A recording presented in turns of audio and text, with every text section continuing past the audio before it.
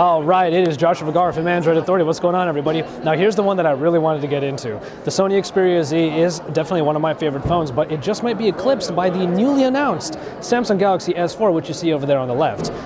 So we're going to be taking a look at a couple of the... Let's start off with the benchmarks, because those are always a great way to start.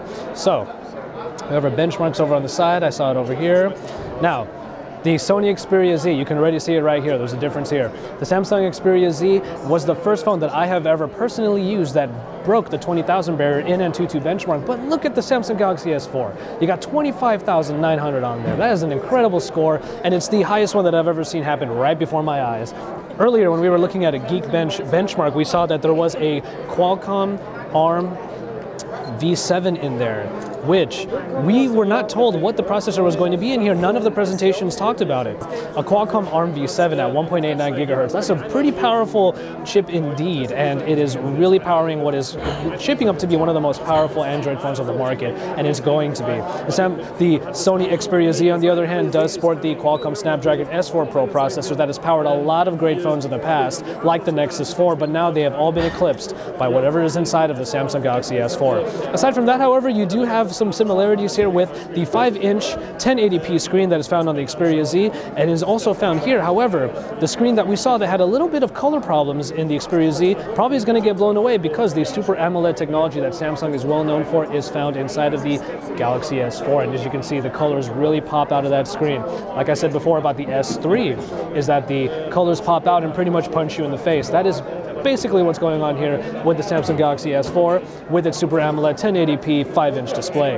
Aside from that, however, you're going to see that the form factor is a little bit different on the Xperia Z. You do have a more angular, rectangular design on here versus the usual pebble rounded design of the Samsung phones. The thickness is actually quite comparable, as the Xperia Z and the Galaxy S4 are very, very close, but I will say that at 130 grams, the S4 is definitely a lot light. Well, not a lot, but it definitely is noticeable how much lighter it is.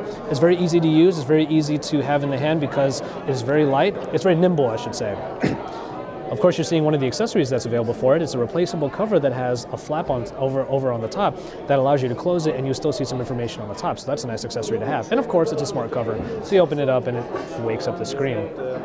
So a couple last things about this. I will say that the 2330 battery that's found in the Sony Xperia Z does do a decent job, but you get 2600 inside of the Samsung Galaxy S4. One other thing that you should know is that the back of the Samsung Galaxy S4, as you can tell, because there's a new cover on it, it's removable, which means that the battery is removable, which means the battery is replaceable. That's something that the that's something that the Sony Xperia Z cannot say, because of course it is a unibody design. You cannot take the battery out, and you're kind of stuck with what you got. So once again, Samsung gets a lot of things right with the Samsung Galaxy S4. I've been saying Samsung a lot in this comparison, but that is because that is what we're all about here at the event, the launch party for the Galaxy S4 at the Radio City Music Hall in the heart of Manhattan in New York City. So we're going to bring you even more comparisons. We're going to keep getting all the coverage that we possibly can for you, because this is AndroidAuthority.com. It is your source for all things Android here in New York City.